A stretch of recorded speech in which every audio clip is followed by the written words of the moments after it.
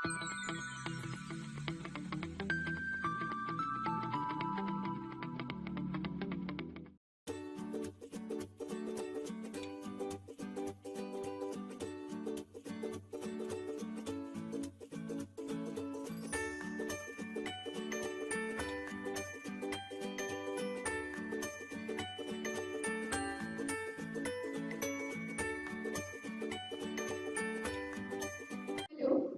welcome to the Communication and Networking online lecture series.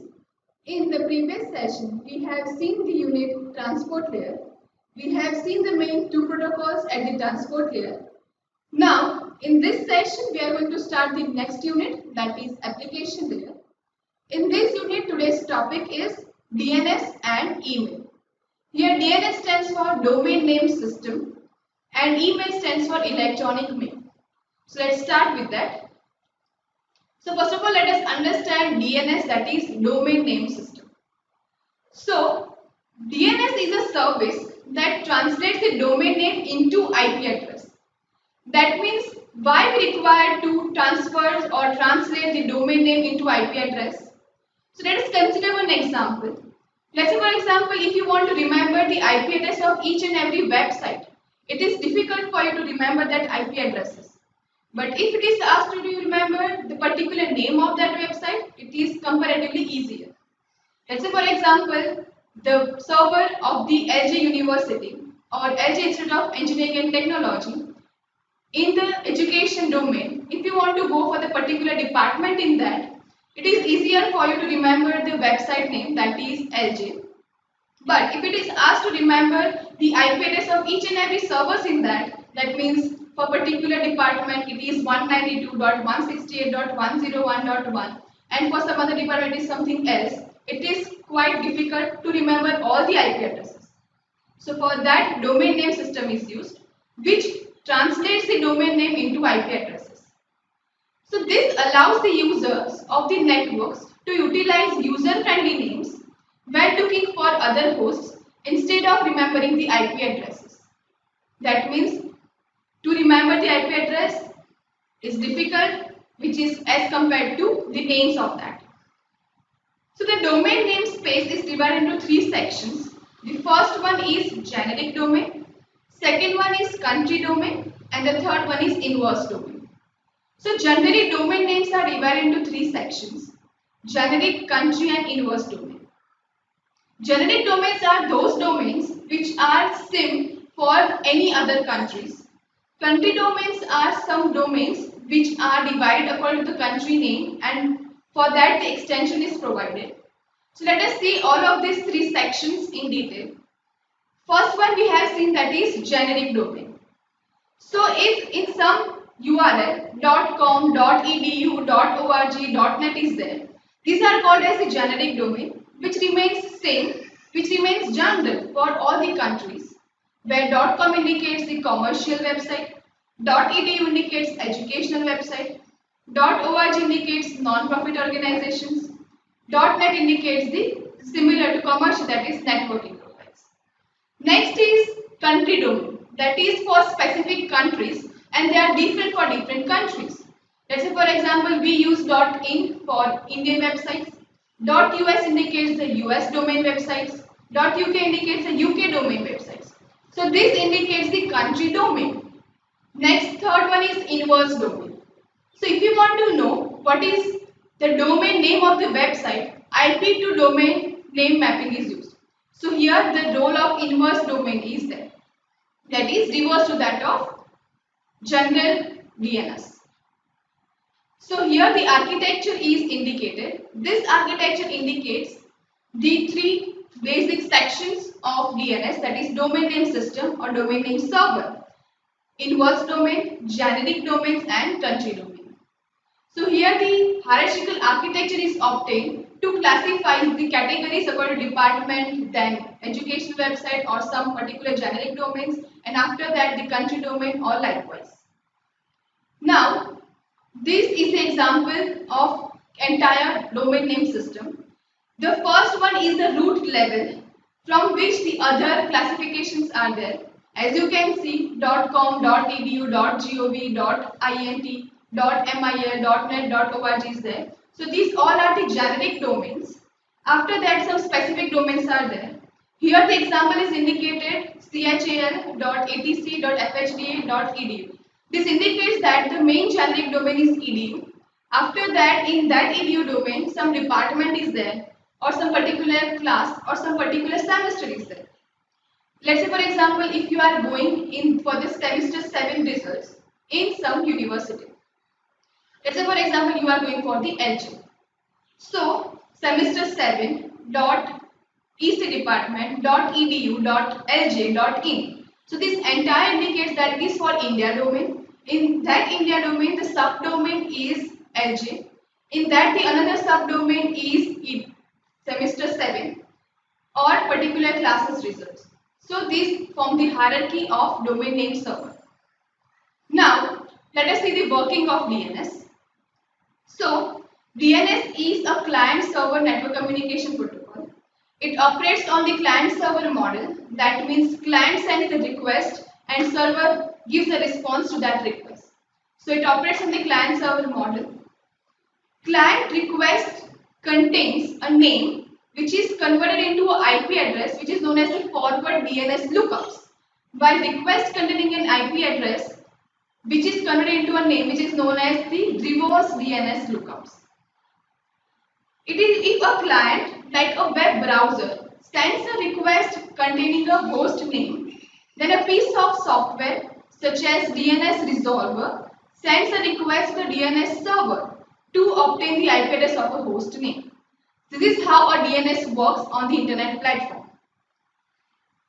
Now next let us consider the email, that is electronic mail. Now email is something we use widely nowadays to transfer the data, to exchange of the information. So this service allows an internet user to send a message in formatted manner, which is referred to as mail, to the other internet user in any part of the world. Now this email may transfer the data in terms of images or files or documents. So this is used to transfer the data on larger scale to any part of the world. If we consider the components of the email system, first one over here is UTA or as UA, which is called as the user agent. Next one is MTA, that is message transfer agent. Next, third one is mailbox. And the fourth one is spool file. So these are the basic four components of any email system. Let us understand the roles of each in detail.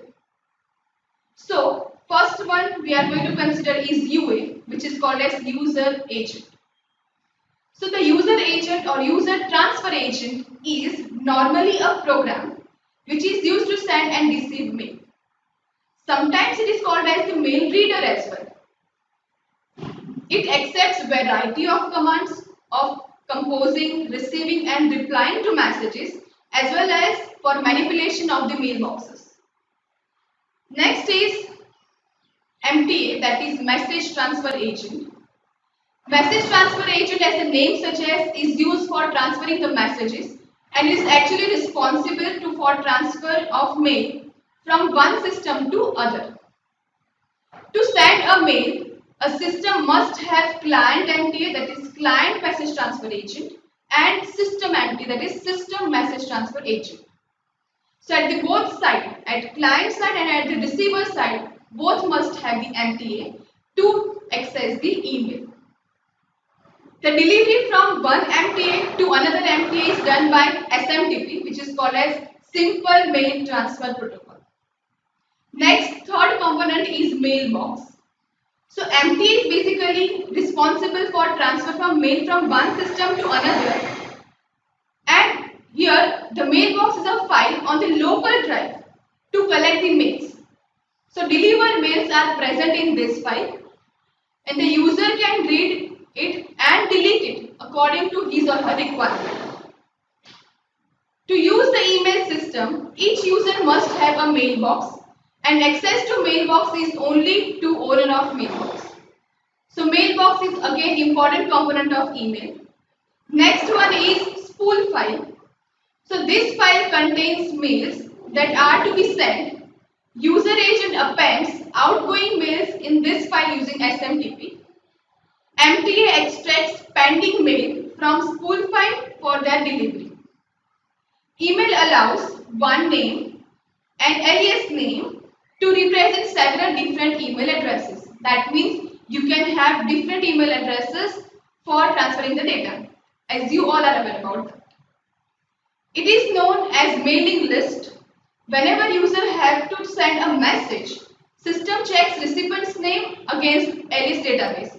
That means if the database has this particular name that matches with that, it sends the data or sends the email to that particular recipient. If it does not match with it, it does not transfer the data and it gives a notification of message failure or mail failure.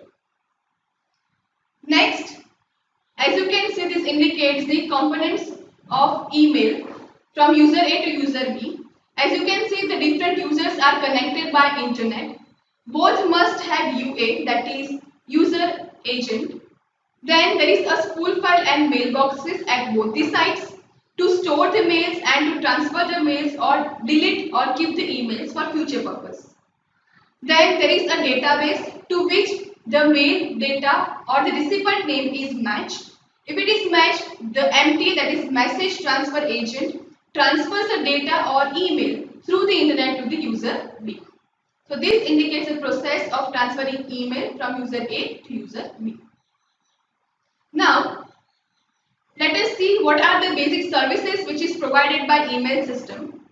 So first one is composition. Second one is transfer.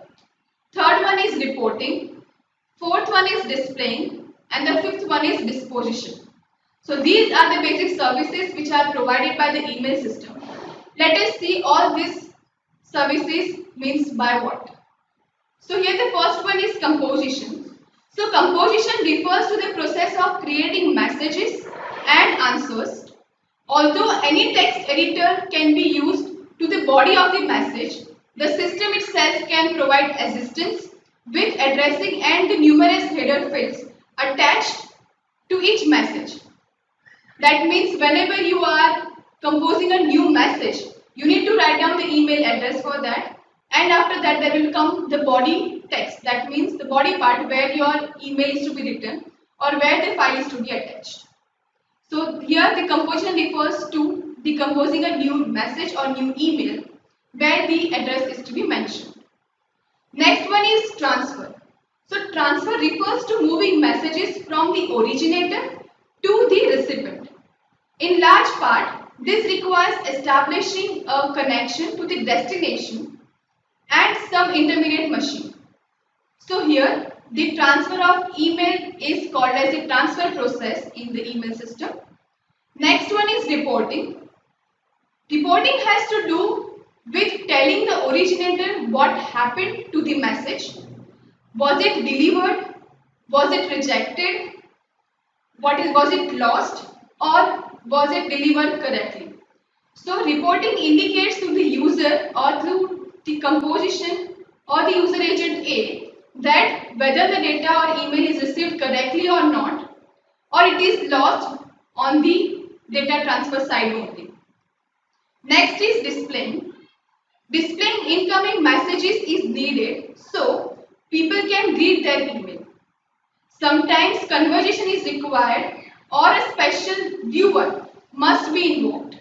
For example, if the message is PostScript file or digitized voice, simple conversation and formatting sometimes attempt it as well. So displaying the message is very important at the receiver side. So whatever the data is sent is to be displayed correctly on the receiver side, which is the major component of email system. Next one is disposition. Disposition is the final step and it is concerned what recipient does with the message after receiving it.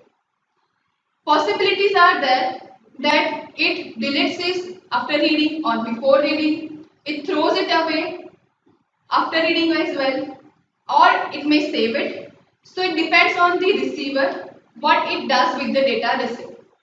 So that is called as the disposition in email system. That means if the email is received at the receiver side, It may save the data, it may delete the data, it may read it and delete it. So this comes under the category of disposition of email. So these are the basic components of email systems. I hope that the DNS and email are clear to you now. These are the references. In the next section, we will see www, that is World Wide Web, and we will see the URL, that is Uniform Resource Locator, for indicating the or for accessing the World Wide Web. Thank you. Thank you for listening.